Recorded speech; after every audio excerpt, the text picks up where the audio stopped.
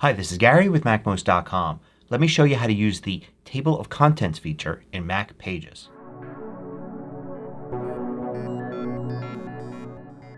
MACMOST is brought to you thanks to a great group of more than 1,000 supporters. Go to MACMOST.com/Patreon. There you could read more about the Patreon campaign, join us, and get exclusive content and course discounts. So if you're creating a long document like a report or a book in Pages, you have the ability to automatically generate a table of contents using a special feature. As an example here, I've created a word processing document and I'm using the automatic body text, the text that flows automatically from page to page in the document.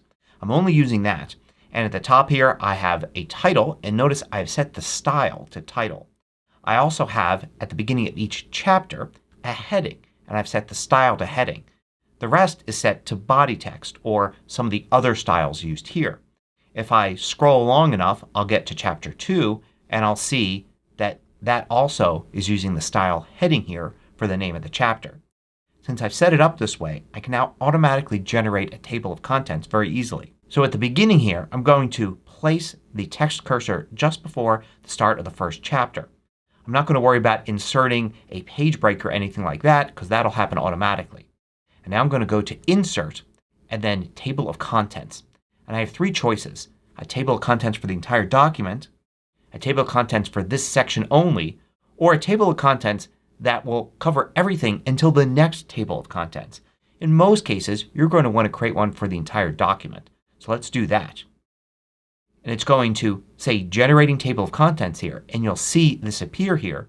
And you'll see this one's got 5 chapters. And the name of each one of these is taken from the heading for the chapter. So if I look here at the first chapter, there's the heading. And you can see it's shown here along with a page number. And it knows there are 5 chapters simply because it's looking for every paragraph that's styled using heading. Now why did it choose heading for the style? Why didn't it use title or other types of styles? Well, if I select the table of contents like this, and you can see it all highlights, under the Format sidebar I've got Text and Table of Contents. If I switch to Table of Contents, you can see here I could change the type of Table of Contents. So those 3 choices before, they weren't permanent. I can now switch this to be only the sections Table of Contents if I want. Also I have customized styles. So let's click that, and now it's going to show us a list of all the styles and whether or not the style is used to generate the Table of Contents. You can see here it's only using the heading style. Now let's work a little bit on this table of contents. First, let's add a page break right after here, after the byline. I'm going to insert a page break. So now the table of contents appears on its own page. I've got this title page and I may want to add other things to it like copyright information there. And now I've got this extra page here that just has the table of contents. So I could put something right above it. I can just type Table of Contents there. And I can style it like I want, but what makes sense is maybe to make that a heading. But if I make that a heading, it's going to include that in the table of contents. Now maybe I want that, but maybe I don't.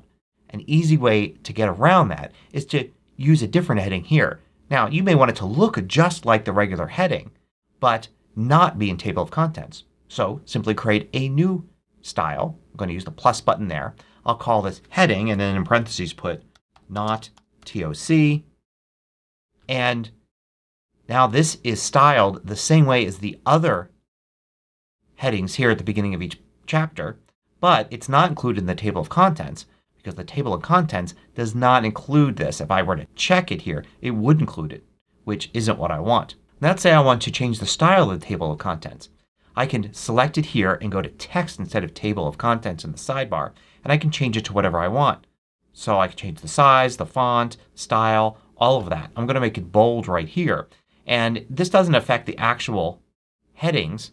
This is just inside the table of contents. I could do things like change the line spacing here. I can change the indents.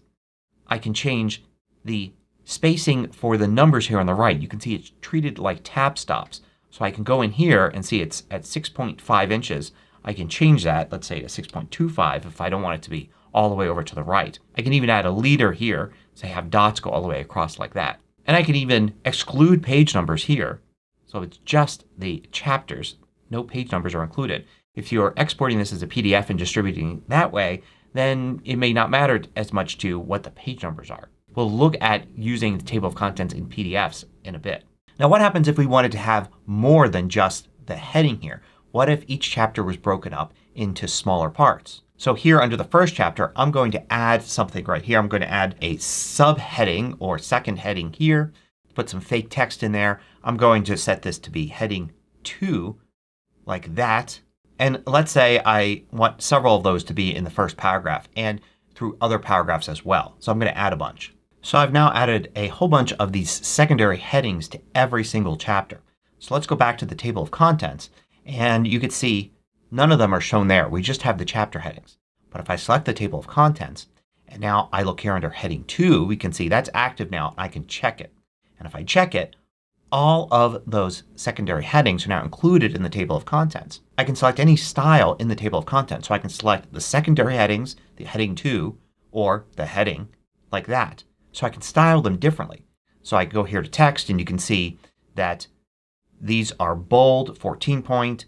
These are regular 14 point. Let's bring it down to 12 point here. So I can have different styling for the different levels. I could also go in and change things like the numbers here. Like maybe not include the numbers for the subheadings. Maybe I can change it so that they're indented differently like that. Maybe I could change it so the entire thing is indented differently. So all of the level 2s here are indented like that. I could include the leaders for each one of those. I can maybe, let's include the leaders for these like that. That makes a nice little effect there. And you can continue to go and add different things here. So you can do 3 levels of headings, for instance. You can even include other things. Like let's include an image. Instead of an image here I will just add a shape like that. And let's say I wanted to include this in the table of contents. Sometimes you may want to include illustrations in a table of contents. Well, you can't have items that aren't part of the body text in a table of contents. It all comes from the body text. So let's take this here and change format arrange to inline with text. So now it's actually part of the text. And I'm going to move it. I'm going to cut it with Command X and give it its own line right there. And then after it I'm going to give another line here and I'm going to put a caption. I'll just type the word caption. I could click on this object here and then I could go to Style and turn on Caption and have a caption underneath that. But since that's not part of the body text it won't be included. But this is part of the body text and I can set this to caption or create my own style called caption if I want. So that's something I can now include in the table of contents. Let's go back up to the top here and I'll say yes, include captions. And you can see the caption is now there. I can select that. I can style it. Let's definitely make it a lot smaller. Let's indent it some like that. And I can have a page number to that or maybe not include the page number. Just show that it's underneath this heading right here. And then I can include all my illustrations in some way in the table of contents. And this also works great for including things like tables and charts and infographics and all of that. You can have all those included. You could also have those included in a separate table of contents because there's nothing to stop you from creating more than one. So let's say we don't want to include the captions for illustrations here. But instead, right after this table of contents, I'm going to insert another table of contents. And it's going to generate it based on the headings as before. But I'm going to customize styles and say don't include headings. Don't include this other heading here that I created. Include captions though. So now we have these captions here and there's only that one. But I can put something above it. I can call this illustrations. Let's use that same not table of contents heading there. And now I can have this list of illustrations. And this could appear on a separate page here. I can insert a page break and have another table of contents that includes that. I can have this at the end of the document. There's no reason I need to have it at the beginning. So you can have these additional tables of contents that point to all sorts of things. Now a few of the things I want to point out about table of contents. First of all, they automatically update. So for instance, notice this one right here, this chapter. If I go to the first chapter and I change it to something like chapter 1 and I go back to the table of contents, notice how it automatically updates with that. So it's going to look at the headings constantly and make sure that it's reflecting what's in the document. Note also that you can use the table of contents to jump to parts of your book while you're writing. So if you look at your table of contents and say I want to work on this section right here, you can click here on the number on the right. See how the pointer changes to a hand there? I can click on that and it will jump to it. So I can use that to navigate around in my book as I'm writing it. You also have something completely separate from this called the table of contents view here on the left, which you can see. And you can edit what styles are used here. We can do heading and heading 2, and we can include captions as well. And I can even indent caption here, more like that.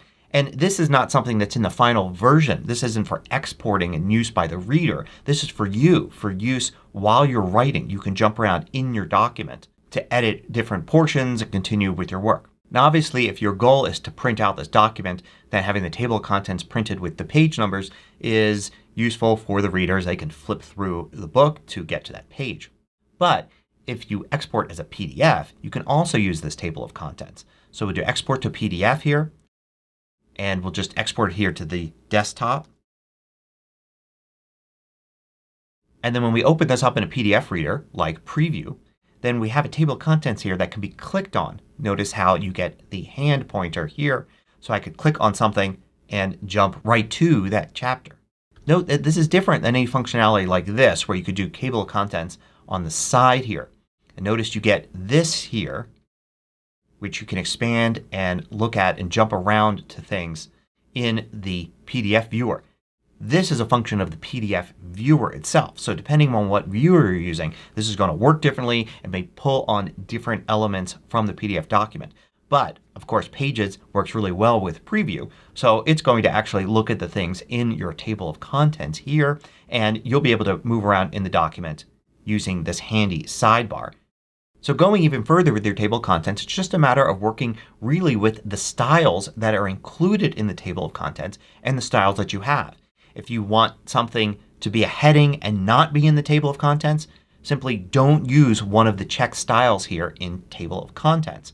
If you want something to be included here, you can use one of the existing styles that has a check mark next to it, or create a new style and include it. Include it in the main table of contents, add additional table of contents for different things, and have different things checked there. So by creating different paragraph styles and deciding which of those styles will be used in any particular table of contents, you have a ton of control over how this works. Hope you found this useful. Thanks for watching. If you liked this video, click the thumbs up button below to let me know. I publish new tutorials each weekday. Hit the subscribe button so you don't miss out.